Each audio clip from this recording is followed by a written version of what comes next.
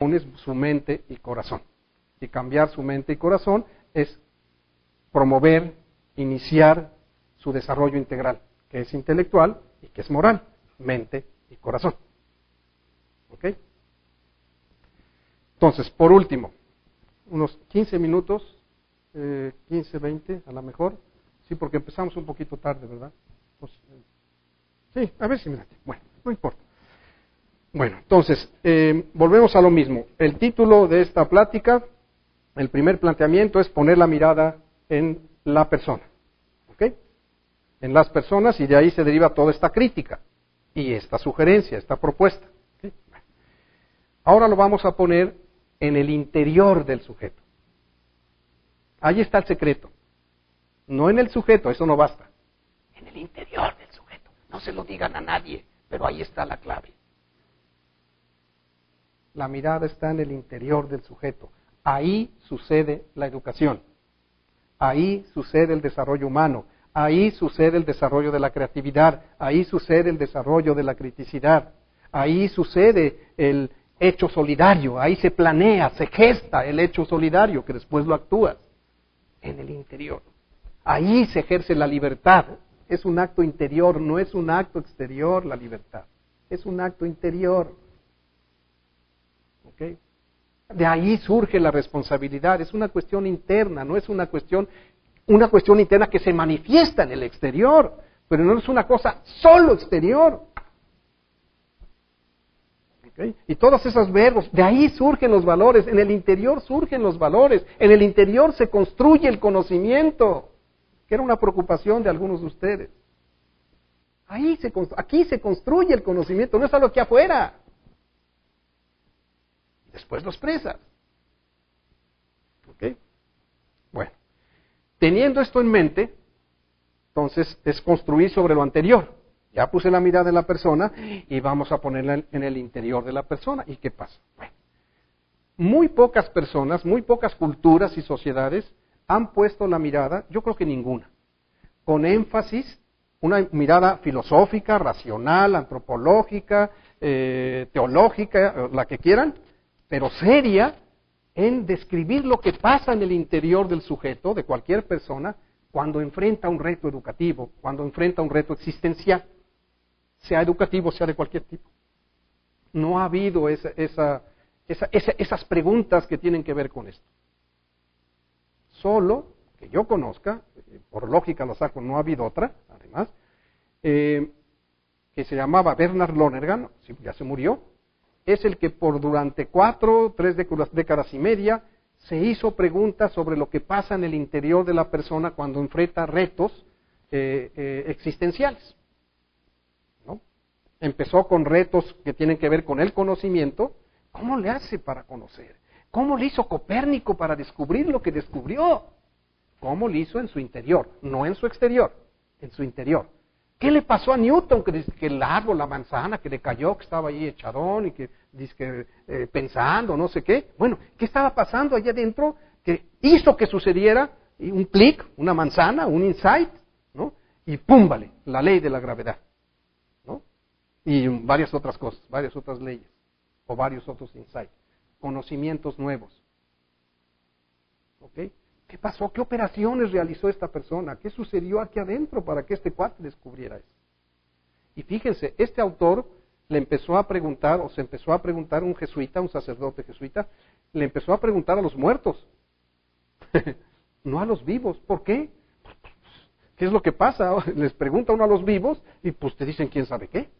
Oye, ¿cómo le hiciste para descubrir? Yo le pudiera preguntar a Copérnico, ¿cómo le hiciste para descubrir eso? Ponte tú que eras Copérnico, ¿no? ¿Cómo le hiciste para descubrir eso? Pues no sé. No sé. Pues, ¿cómo le hiciste? ¿Pero qué pasó aquí? No, mira, no te preocupes. ¿Soy más inteligente que tú? Ah, pues sí, gracias, Señor. ¿No? Pues sí, ¿no? Y sí es cierto. Pero llora.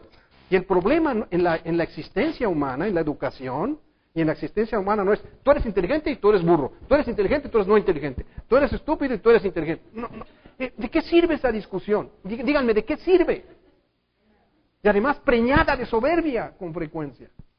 La bronca está, ¿y cómo puedo lograr hacerme más inteligente y sobre todo ayudar a que otros sean más inteligentes, incluso que yo. ¿Cómo puedo desarrollar la inteligencia? ¿Cómo puedo desarrollar la creatividad? ¿Cómo puedo desarrollar la solidaridad? ¿Cómo puedo desarrollar? Eso es lo que pregunto, es la pregunta que importa. Y sin pensar que el desarrollar la solidaridad es vámonos de Madres Teresas. No, no es cierto eso. Con las gentes que te relacionas. Que es ahí donde está el problema en el mundo, ya ha estado en el mundo. Es con las personas con las que convive. ¿Para qué le buscan pechos a las culebras de andar pensando en el país y pensando en la región? No, con los que te relacionas y ahí muere.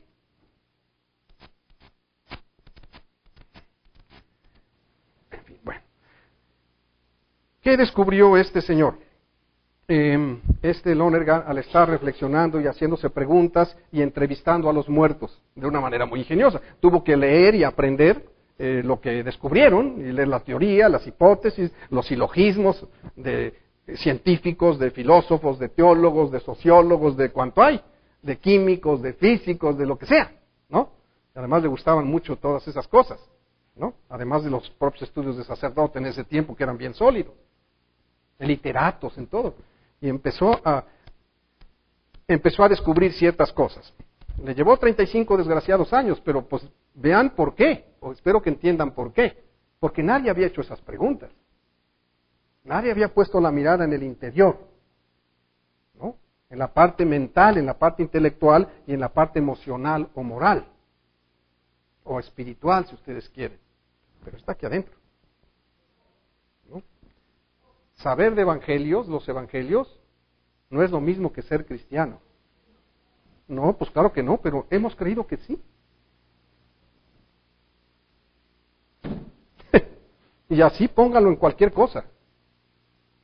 Saber de física, ya soy un buen físico.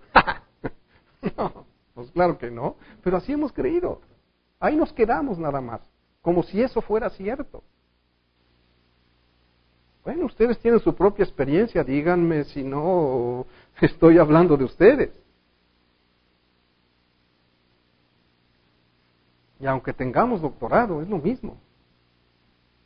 Ya nos sentimos como Juan Camaney, no es cierto. Tendremos algunos elementos más, pero a lo mejor esos vienen de las penurias que usamos para, o que tuvimos que sortear para poder sacar un posgrado, y en mi tiempo máximo en otro país. Y con un costo enorme.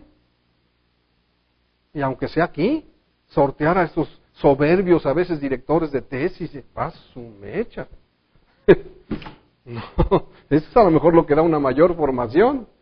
Pero déjenme decirles algo, confesarles algo. Pues ni modo, al pan pan y al vino vino. Acabo de hacer una pregunta hace unos meses, un mes y medio, 2, a Carlos Muñoz Izquierdo, que es para mí quizá el mejor investigador que hay ahora en Latinoamérica, en la educación.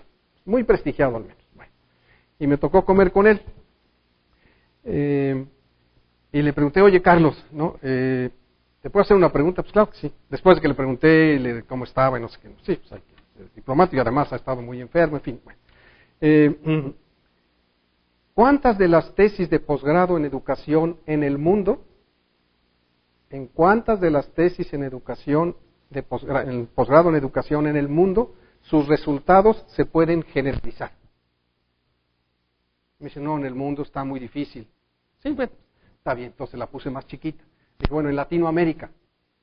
Ya no te vayas al mundo, porque es una pregunta muy amplia, le dio hasta miedo contestar, y es una persona muy, muy humilde, a pesar de que es un fregón investigador, ¿no? Bueno, digo, te la dejo en Latinoamérica. ¿Qué porcentaje de esas tesis de posgrado en educación se pueden aplicar? Se pueden de manera general.